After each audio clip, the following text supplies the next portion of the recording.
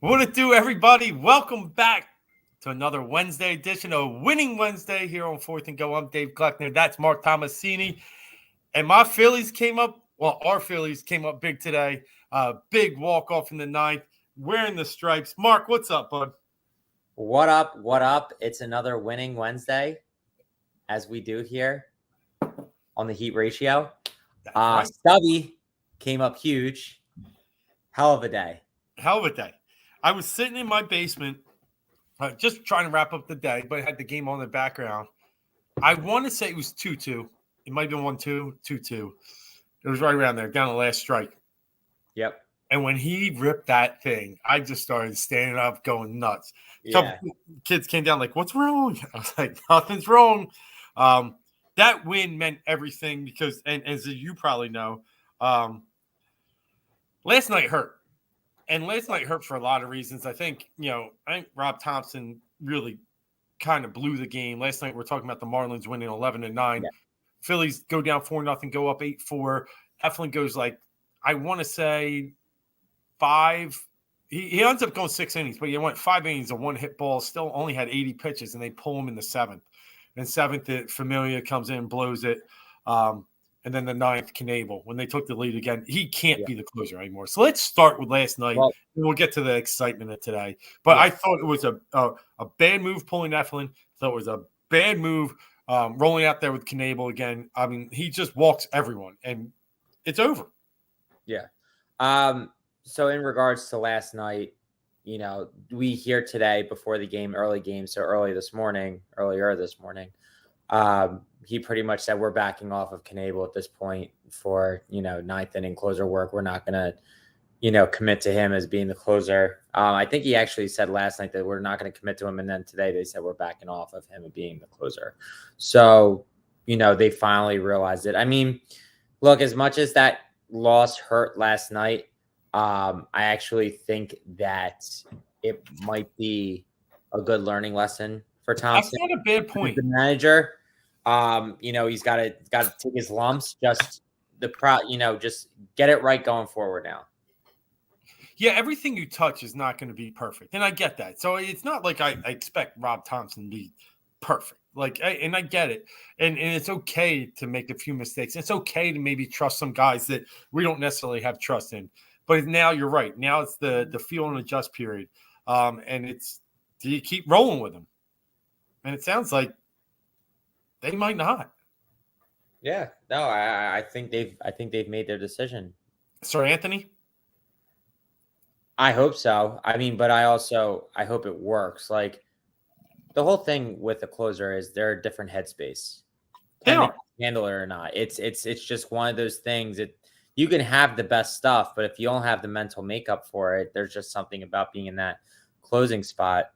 I mean, here's the thing with the Phillies. They haven't really had a hard-nosed closer that they've had probably since Lidge in 2008. I mean, they haven't had a guy, right? I mean, I'm trying to think. You're right.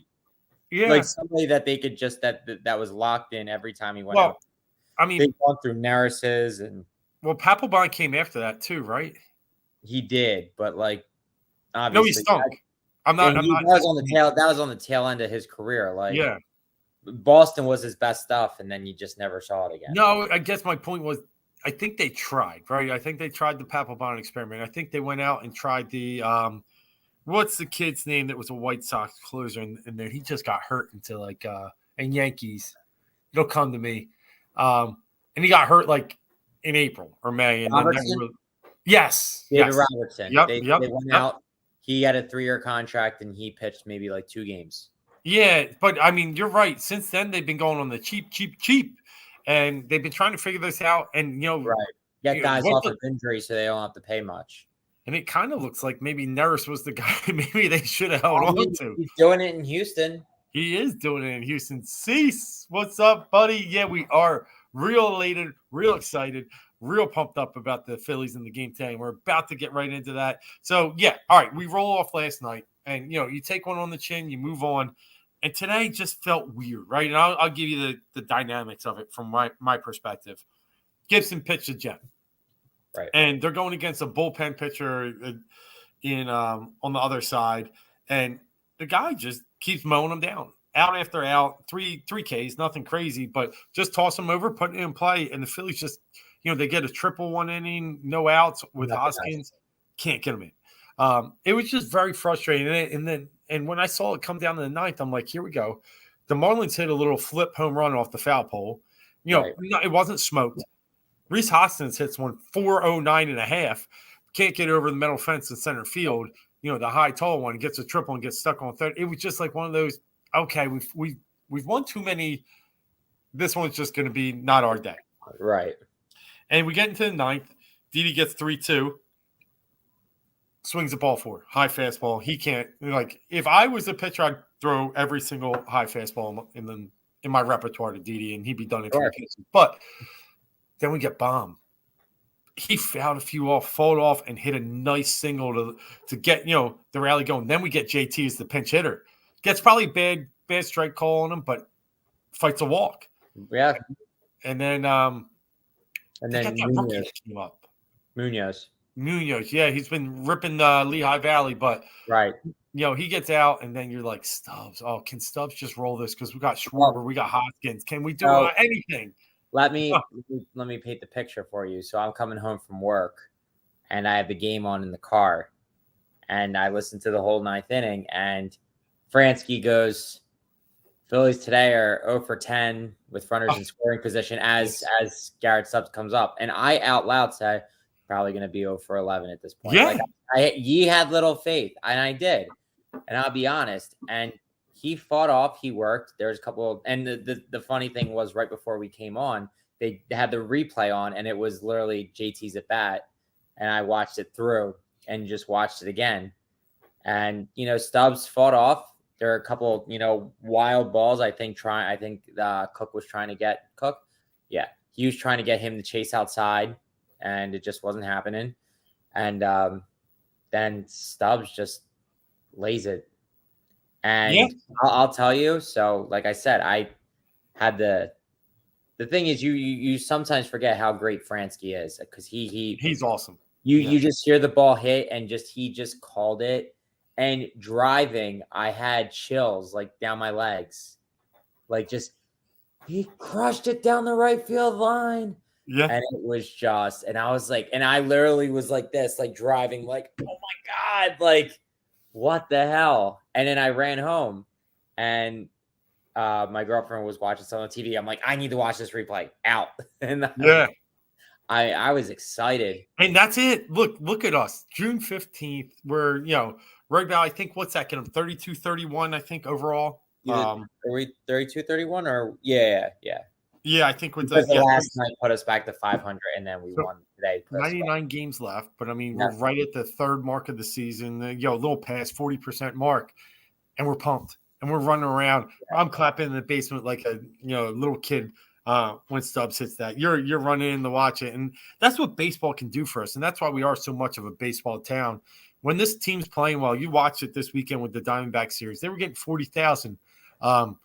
You build it, they'll come. And I got this energy. I got this feeling that if they can just keep themselves in the game, with the starting pitching, they're going to be okay. Now, the bullpen's always going to be a problem. Always going to be a problem. It's not going to get fixed. Even at the deadline, it probably won't get fixed to where we can, rely on them. Well, and I just don't. We got no prospects. And then even really if we have any, can't trade them because we need to hold on to somewhere a little older on the one side. So I don't see the trade deadline helping us much unless it's maybe a veteran center fielder where you don't have to pay much. But right. I'm with you. I don't think maybe you get a off the shelf, 7th, 8th inning guy, but you're not getting a closer probably. Right. Yeah. I mean, that's going to just have to be homegrown, and we're going to have to figure this thing out, which just scares. But if this starting rotation, that's my big key, because they're going to have nights when they don't score like today. But they can inch one out. They can keep them in it. I mean, they're deep. I mean, Gibson, if you're getting 8 innings out of Gibson, and he won out in the 9th. He had the first at bat in the 9th. Birdie got a hit off him, but it was a weak little chopper up the middle. And so then that's what you do. I mean, if your guy's going strong, if you get to the 9th inning or you get to the 8th inning and they get that, lead off single, boom. pull him. That's okay. Yeah, I almost Go with thought that. it was an early pull because he still had 88 pitches or something like that, and it was a weak grounder. But Brogdon got the job done. Yeah. Hey, we're getting a little live update. Yes, the Mets are getting smoked. I know Corbin Burns is pitching a great game tonight. He hadn't been in the past few outings, so good on him to wake up the right time for us. Yeah. Are the Braves going to lose again? No. It's just that is they played worse than we thought. They really just started off the season terribly, and they're back now. Yeah. So they're back. They're where we like when we analyzed the. I think we talked about last week. I had always had the Braves as one of the wild card teams. Now I really maybe have to consider them as a division winner too. Yeah, sure. Especially with all the injuries that the Mets have. Yeah, but and I keep telling people they still got DeGrom, Scherzer. They got two aces in the sleeve that could come in anytime now. Sure. They could change that. Yep. But yeah, this was awesome. Now they moved down to Washington, right? And 5 games. Thank goodness, because if you watch the little number come up on the screen today, outside of Washington, the Phillies have the next worst record against NL East opponents. I think they were 7-15 before they won today. They really struggle against NL East, and I think they might have. I think they have 0 series wins. It's something crazy. Yeah. They just can't beat anybody. But Washington's like 5-23.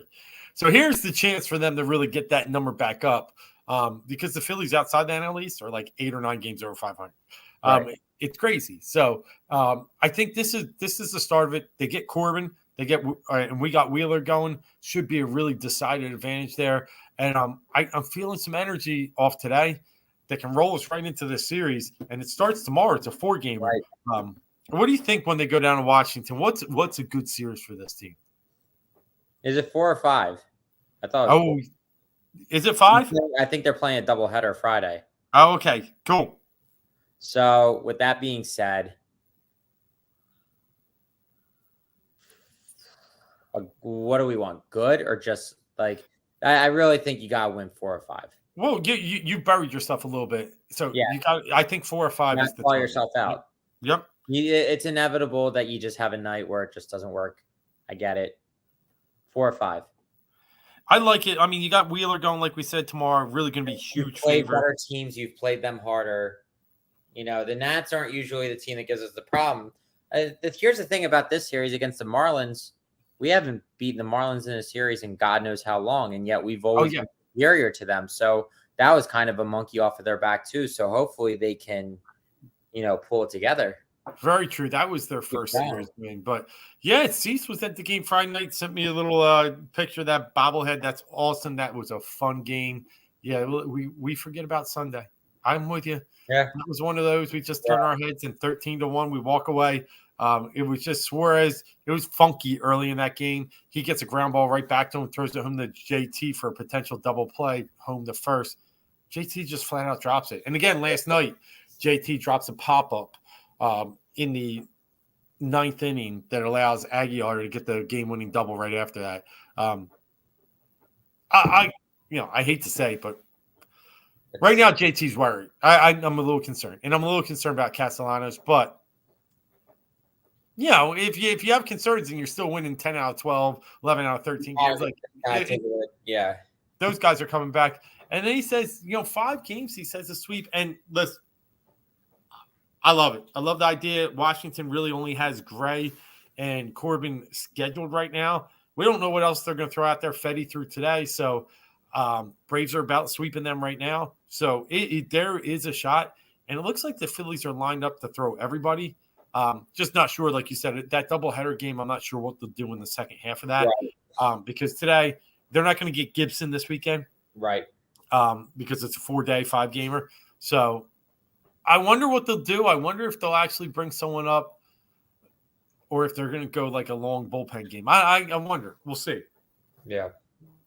I really don't know what they could bring up out of AAA right now. I'd have to go back and look who's throwing well there. But, yeah, it'll be a good weekend. It's always fun playing down there. Have you been to Washington ever? The park? Yeah. No.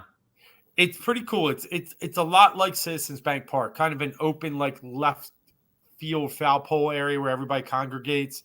The outfield's kind of open. They don't have the second Sure. deck like we do, but yeah, it's a pretty cool park. Kind of off the subject right now. You want to talk about cool places to go into?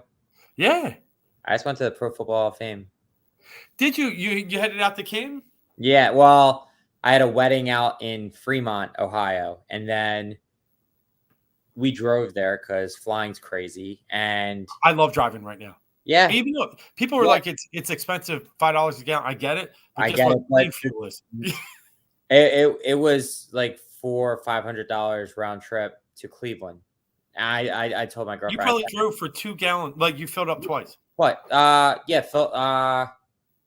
Yeah, the first time we filled up, yeah, I think twice each way, but still like $80 each time, yeah, 160, yeah, $300. exactly. Yeah. So that was driving was fine. I mean, and so what we decided to do, we decided to stay the night after the wedding. We stayed in Cleveland, and we went. And actually, Cleveland, I love Cleveland. I was not expecting that at all. It's cool, isn't it? Right on the lake nice there. Town. Yeah. Quiet. It's got that city feel, but it's also got that suburb feel, like at the same time. And then you walk down, you got the lake right there. Yeah, right really behind the Rock and Roll Hall of Fame. Well, that's where we went there. Yeah. We went to the Rock and Roll Hall of Fame. And then and on our way down or on our way over to Cleveland on that Friday, we were just like, my girlfriend's like, we actually, Canton's only an hour south of Cleveland. Why don't we just do it Monday before we go home? I enjoyed it. I had a great time. Canton, I don't know if you've ever been there, but it's yet. It's worth the trip. It definitely is. Yeah, I've been to Cooperstown, but haven't been to Canton yet. I've been to Cleveland, and it's on my bucket list for sure. Did you get to see the field that they play the Hall of Fame game on? No, we weren't. We probably could have if we wanted to. Is it close? Is it right behind? It's right behind it. Oh, okay, cool. Yeah. But I know you were asking me about. I know I got off the subject, but no, I love it. I had to say, Football Hall of Fame, top notch. Nice. Yeah. And in Cleveland, I got to see a game at Jacobs Field once. Just missed a home run ball. It flew over our heads. It is a cool town. I don't know if you got to see, there's a little strip of restaurants and bars, right next to Quicken Loans. I forget if they've changed the name by now. Yeah. Cabs. Yeah. And it's cool little, stretch. It really is. It really is. I know we were actually going to go to the Guardians game. On Sunday, but this game started at 11:35 in the morning. Oh, it was one of those. Yeah, but we wanted to make sure we got the Rock and Roll Hall of Fame, and I mean, kind of just weighing it out. And we didn't get there until closer to 1. So I mean, we could have gone in just for a couple innings because it was the Guardians and A's. Yeah, not really a barn burning type of game, but would have been cool to see. But yeah, I mean. And it's just neat how they have it too, with, the football stadium right next to the Rock and Roll Hall of Fame, pretty much. The Brown Stadium, it's right on the water. It's right there. It's cool. It's super neat. And now you can understand why it can get cold and windy and stuff. Yeah. Love it. It's hot. But yeah. Oh, Cease, we're tracking that Ranger goes, but obviously with Gibson going today, you're going to need an extra arm because he would be on his regular rest to go Monday. So. Yeah, we're tracking that. I'm not sure. I'm looking at the Lehigh Valley stuff now. And that's why I don't know who they would bring up. Yeah, part of me thinks they could just go some long relief. Man, it'll be interesting. I am excited to at least try and figure that out. They got a couple of guys down there. None of their real big names are down there yet, but looks like this guy, this can't be right. David Parkinson is 1-11. Oh, with 8.39 ERA. How you let a dude lose? No, I can't. Someone's got to be off there. But Adonis Medina, that's it. That's what I'm thinking they might try. I remember he came up at the end of the season. I want to say, was it last year? He pitched a little bit too. Wait, did you see that somewhere about Medina? No, I'm just looking. I thought he's in the Met system now. Oh, that's right. That's what they're saying. He's not here anymore. This was 2021 stats. Yeah. Yeah. Yeah, Medina's not here anymore because I remember listening on the That radio. makes sense. And this dude was 1-11 last year. Yeah. Okay. All right. I'm better now.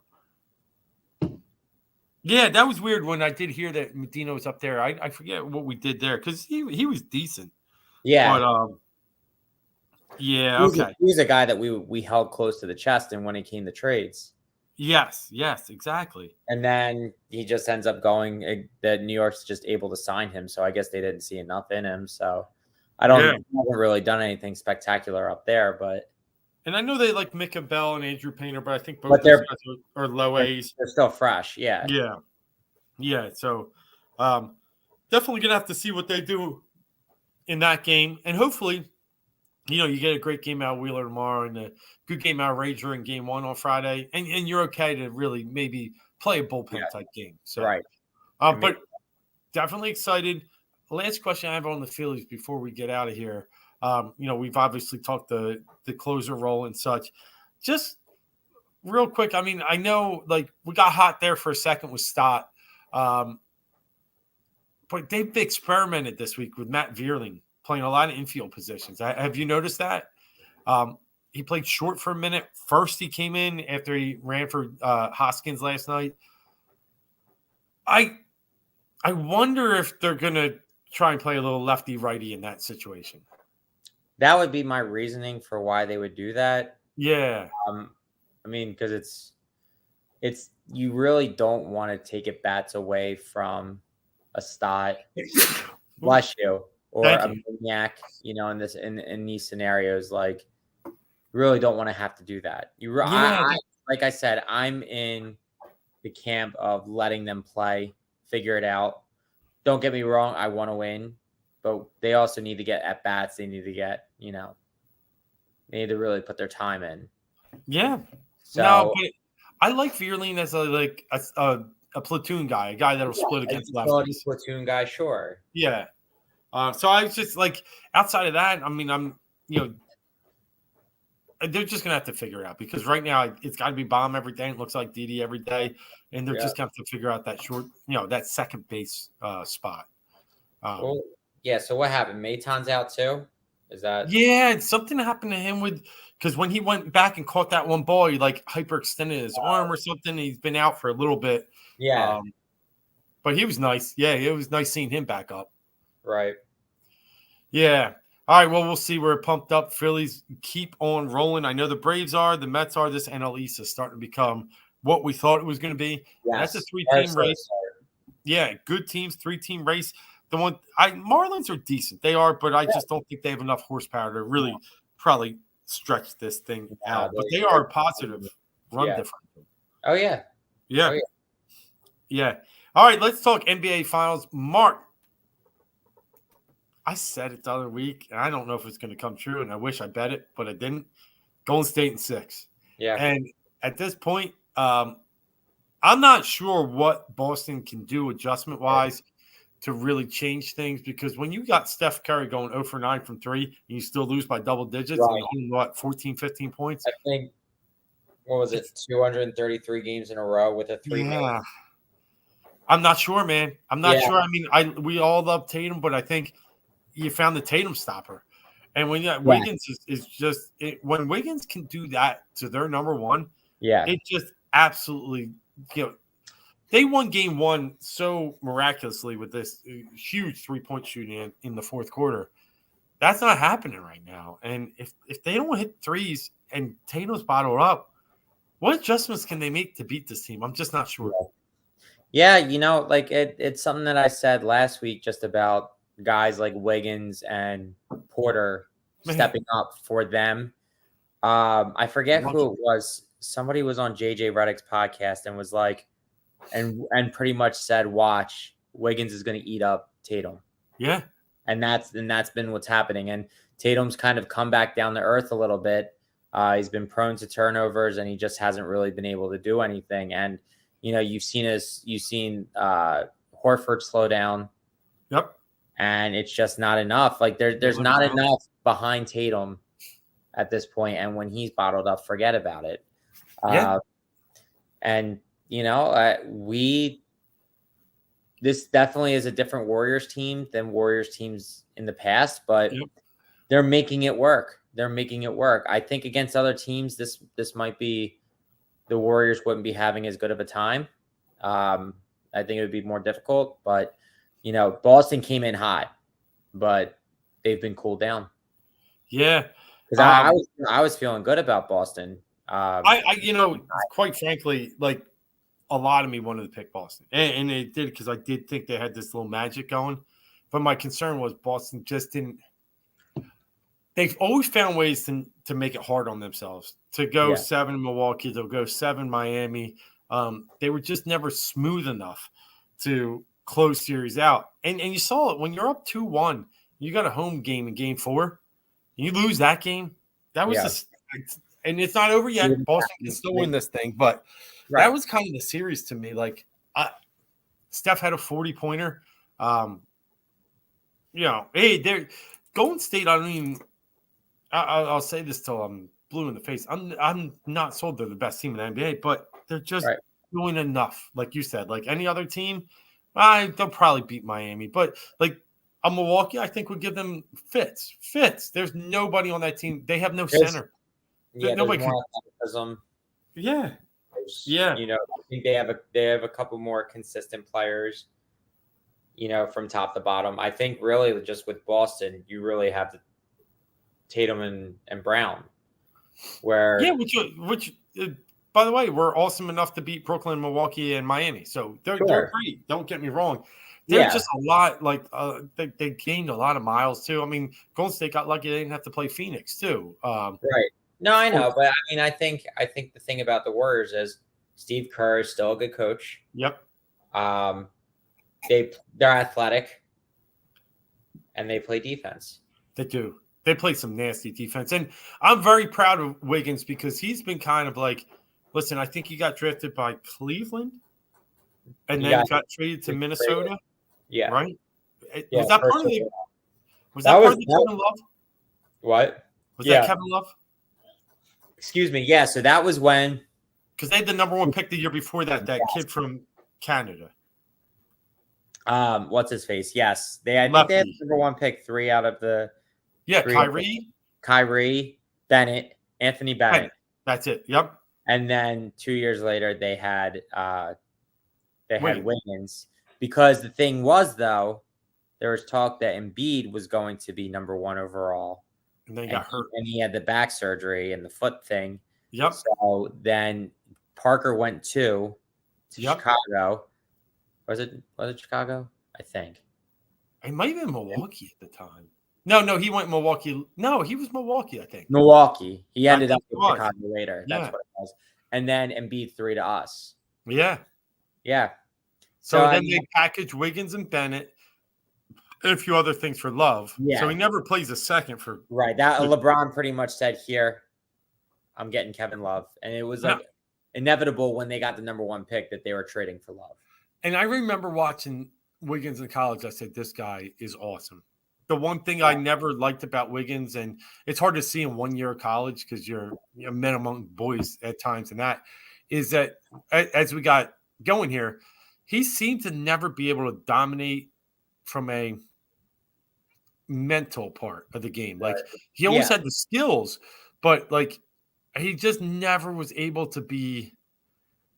And nobody can be Kobe all the time, but he never had that extra like gear that said, I'm going to kill you. I'm going to stop this.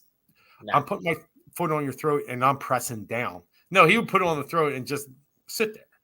And that always felt like it held him back a little bit. But now you're looking at he's perfect for this team. Perfect. Yeah. Yeah. Yes, like I said, this is what Golden State did. They adjusted to their situation. Well, because if you remember, it was D'Angelo Russell that they sent out of town to bring Wiggins in. And D'Angelo was like a really nice compliment shooting-wise, but again, a guy that didn't give you anything on defense. Yeah, no defense, but ball dominant, right? Right. So Wiggins is not a ball dominant type of guy. You got Steph for that. So I'm really happy for Andrew Wiggins and how he's played and how he's starting to turn his career into something that, we all knew he had. And to watch this player just turn into that, 5 years later, 6 years later, it's pretty cool to see. Yeah. And it's coaching, like you said. A lot of it is in Kerr's bucket too. But I'll give you this: any shot, Boston can still pull this out in 7. I think so. I mean, I think they still have the chance if they regroup. There's a lot of men in that room, and I think they can figure it out. But I just, again, if I had to put my chances on them coming back and winning in 7, I'd put it like 30%. Okay, I think that's a fair number. I do. I'd probably put the same. Yeah, I think the Warriors have figured out what they need to do to win. That's it. And you can see the difference. Yeah, when series go on, adjustments keep getting made. I don't think Boston has any adjustments left. I just don't see. Derek White was the key in early, but man, he's no good. And it's Tatum who's suffocated, and it's relying on Horford. I think that flame's out. You might see more Peyton Pritchard in Game 6, maybe. I don't think they'll dust off Neesmith, but they can do a few things. They can trap Curry, but yeah, I mean, it can get. I'll tell you this much: I think you can get to Game 7. I just think if they get to Game 7, they might have used all their energy. Now, the only thing I'll say is if they do get to Game 7, it's all on Golden State at that point. It's a little tight, and Boston could do something. So I think it's in Golden State's best interest to get this done tomorrow in Boston. If not, it's going to be a dicey situation when it gets back to Golden State. Boston had the lead. If you remember, I think going into the fourth quarter right before the fourth quarter, Poole hit that 3-pointer off the backboard, half court. Yeah. Boston was toe-to-toe with them. Down 1 going into the fourth. So they've already won and Golden State won. So it's been a fun series. I'll give it that. Sure. Yeah. All right. Let's move on to let's move on to both other teams in town, but we'll tackle the Eagles first.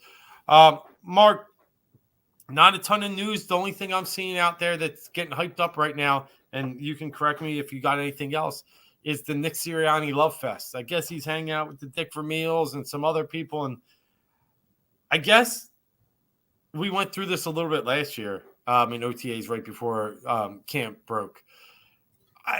I'm not there yet, right? I'm not there on the Nick Sirianni Love Fest. I feel like he's still a little bit patronizing. I still think he's a little bit pandering. I still think he's wanting the love more than earning the love. But he's got a shot this year. He's got a shot to do something special if he keeps this team on track and keeps them right, and they do the things that we're starting to expect from them.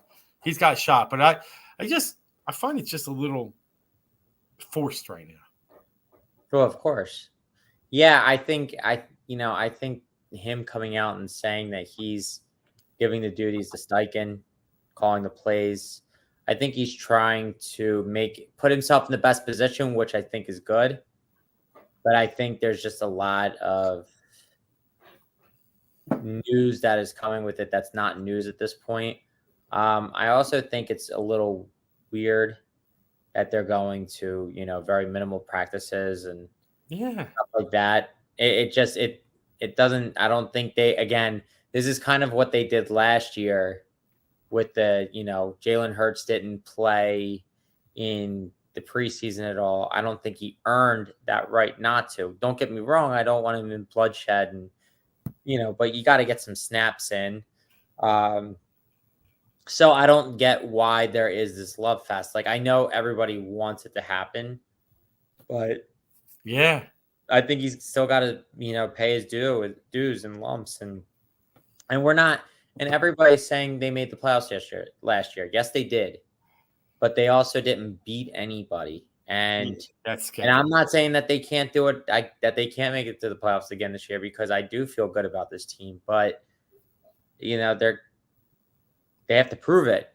They have to prove it. And I don't think they have not proved it. Like, if they had a really decent schedule last year, or if the teams that they played actually had legit quarterbacks going, and because we saw when they played a good quarterback, they threw for 85, 90% completion percentage. And then they played the, Gilbert Gottfrieds and all these people. Yeah. when against bad teams, Saints didn't have a quarterback, Broncos didn't have a quarterback. Like they're winning all those games against nobodies. Yep. So the love fest, it's not earned. It's not earned. It's not. We all knew that schedule going into last year was favorable and kind of gave reason to believe that And they have one against this year too. Yeah, but then that's okay. But yeah, it did feel like, I'm just watching it and I'm like, okay, let's pause the love fest because I don't need Dream Team. That's just like that's still scarred in my in my bones that we were all hyped up, Nandi Asmaw, Vince Young, all those guys, and I just don't need that right now, right? Yeah, no, absolutely not. The Ronnie Browns of the world. I mean, it was Steve Smith. Yeah. We got any other news coming out of Eagles camp right now? Off the top of my head, I don't think so. Huge news. Devin Allen, their kick return, hopefully specialist. What was he out of Oregon? He had the third fastest time in the world ever in the hurdles. It was like a very fast speed. He took care of business. So obviously that's huge news. But look, I mean, if this guy is fast and he can become a kick returner, that's great for us. It is great. I did notice that. It would be like the fastest time for wide receiver. Something silly right now they're posting out there, but but no, not that I can recall. I think everything's pretty quiet on the home front. I mean, they've done all their due diligence. There was a little chatter that we talked about previously about, are they going to check in on these safeties like the Jesse Bates and the Chuck Clark, I think, from Baltimore, but nothing so far. Nothing. I think they're kind of going to roll what they have, see what they have, and go for it. Yeah, and I'm okay with that. I mean, obviously getting Bradbury from the Giants was a big move, and they got some other. They're in okay shape, so yeah, I'm with you. Like they're in okay shape that they probably don't have to necessarily reach. They can try and do it somewhat organically, and then do what they did last year when they if they need to and they see a cap casualty and it looks right and they've already known what they have in house, they can make the move late in camp if they have to. Yeah, what was it was the Pittsburgh cornerback that we got late. Steve Nelson. Yeah. Something similar to that. But all right, we got one other team in town. Let's hit the home run and do the full cycle here. It's what we do. Philadelphia Flyers. A little bit of news. I'm watching the Lightning and Avalanche in the background. 7 minutes left here in the third, a 3-3 game. I think the Lightning are winning this series. But with that said, Flyers maybe have a new coach coming in town any day now. Heard the job was offered to John Tortorella. I'm a fan. I'm good with it. I want to get your take. Yeah, I think I am too. I mean, there's a couple guys, what's his face? Barry Trotz. I would love him, but yeah. He would have been another one. And then who was the guy? Cassidy. But he ended up in Vegas last night. Okay. Yeah, I think he was Boston's coach, and Yes, yeah. But no, Tortorella, I mean, look, this team's gonna have to play with some energy. Maybe he can find what their identity is, make them that kind of a team. I mean, here's the thing. Vigneault, when he came, he, got a quick jolt out of this team. Yep. Hopefully Tortorella can do the same and more if he is the guy. Yeah, and I mean, it'll be interesting. Hey, you know what? Press conferences will be interesting to say the least. Yeah, it feels like.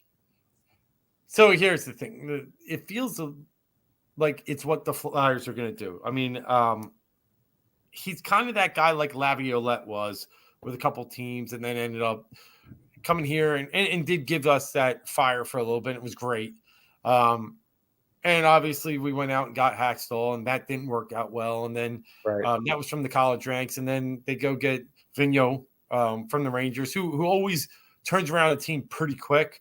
Yeah. But they don't really keep with that message. And it was obvious. And that's where the Flyers ended up.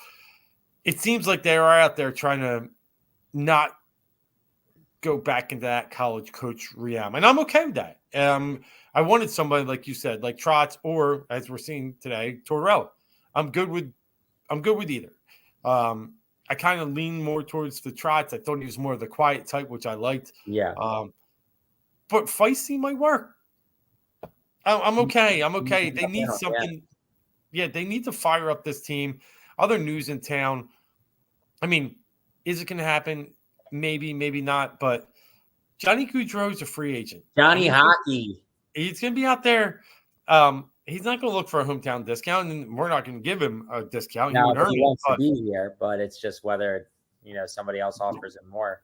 And then my theory is, does he want to come here to be the 29th best team in hockey? I don't know. Like, right? They got to do a lot more, and Tortorella would start with a lot more, in my opinion. Yeah. Yeah, I mean, look, Gaudreau's been connected to here since he came into the league. I mean, this was his backyard. This is where he wants to be. But it's a great point. Do they talk to him and say, "Hey, look, we have a plan. This is what we're going to put together," or look, you want to be a Flyer, you can do it. If not, go somewhere else. That whatever. Like it'd be interesting. It would be nice to see though if they could get somebody with some star talent. Exactly, and I think that's where Tortorella does play a little bit of a factor here. Sure. I think he does help us trying to track that top talent. So that's why I think, I'm not saying it's Gaudreau, but I'm saying it is actually, some foreshadowing that, they're going to try and bring it. This isn't and they've been trying to tell us this isn't a turnaround. This isn't a rebuild.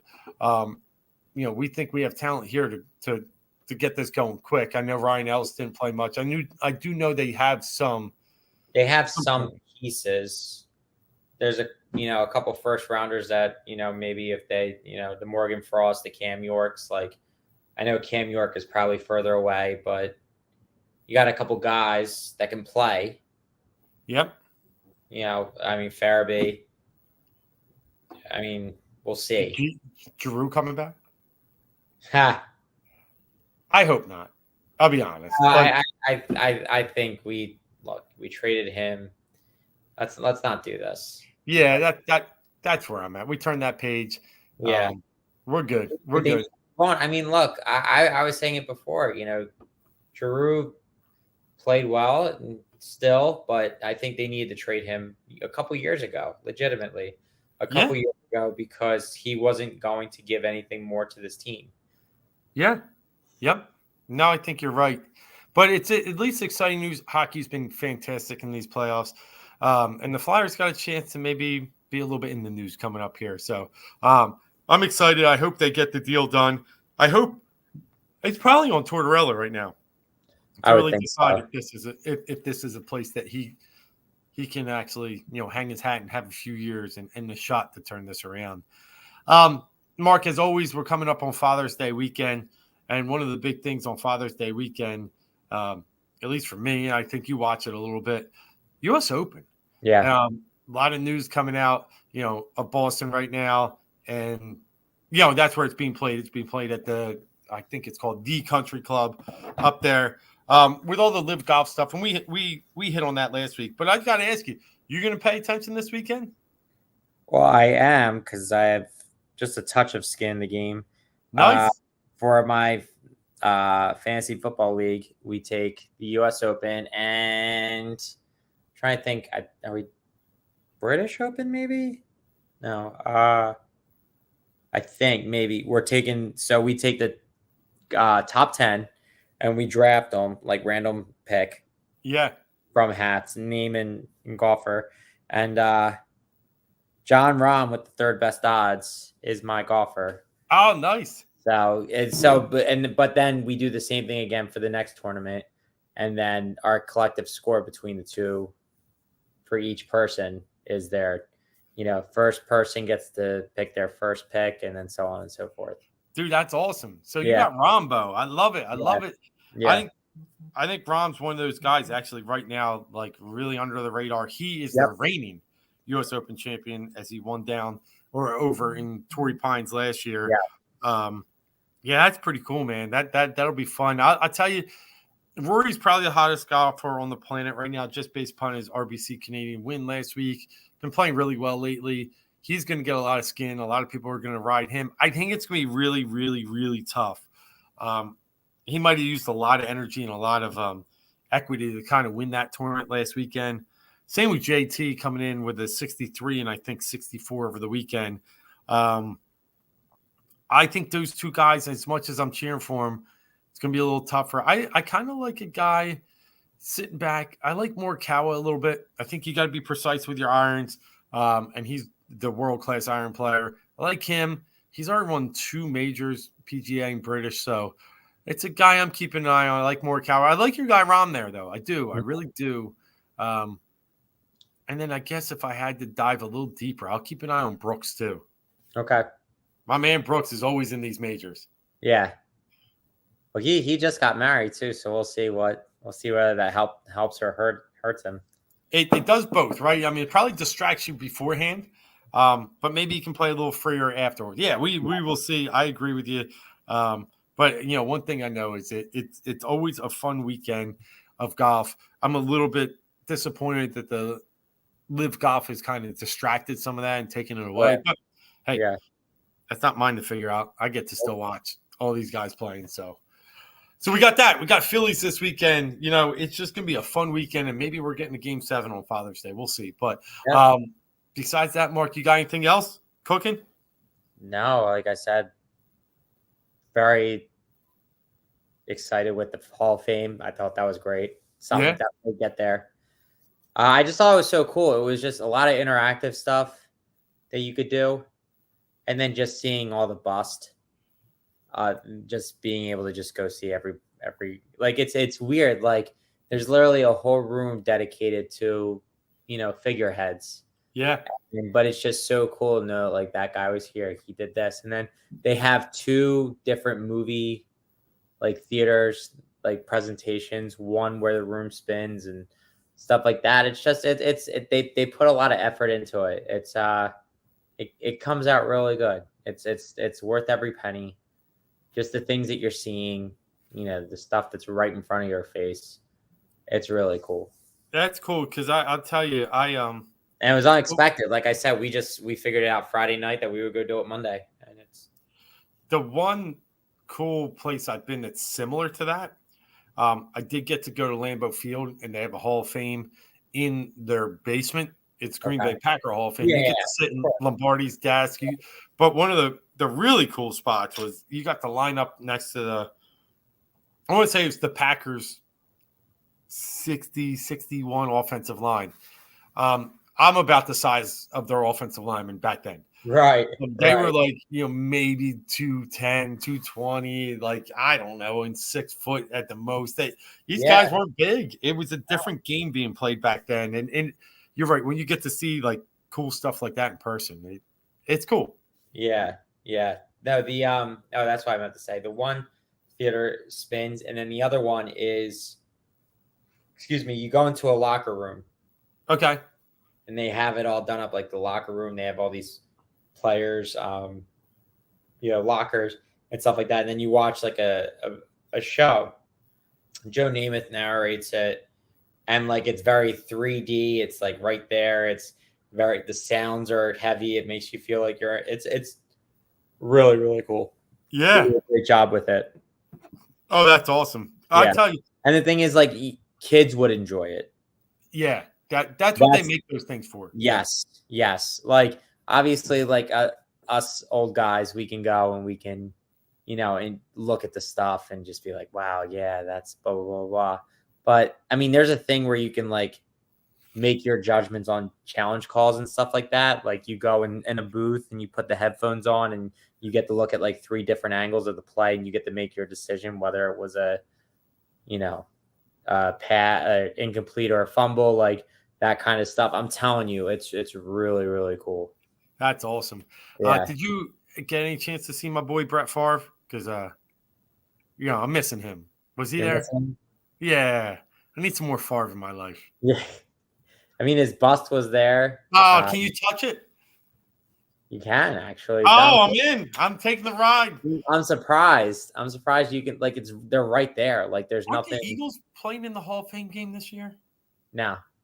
Jags and Raiders. Oh, okay. All right. Yeah. Yeah. But like I No, took because B-Dog did it the other year. That's right. That's when I was thinking. Yeah. they had, I took pictures with Reggie's, Brian Dawkins, T.O., Yeah. great. He's teamless, isn't he? I think I didn't, I didn't think to go and look at like I his feel like but he might be. yeah. Be.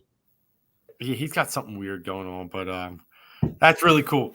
That's really cool. All right, well, that pretty much wraps it up for us. A big show here. Lots of stuff going. We hit all 4 tonight, Yes. and we wish you all a happy Father's Day to all the fathers out there. Please. And even if you're not, you got a father somewhere, and hope you enjoy this weekend. Yeah. Until next week, we're always winning. Episode 23. Here's another one next week, episode 24, talking about maybe a 5-game sweep. Until then, Mark, we're 4th and Go. Wildfire Radio. Deuces.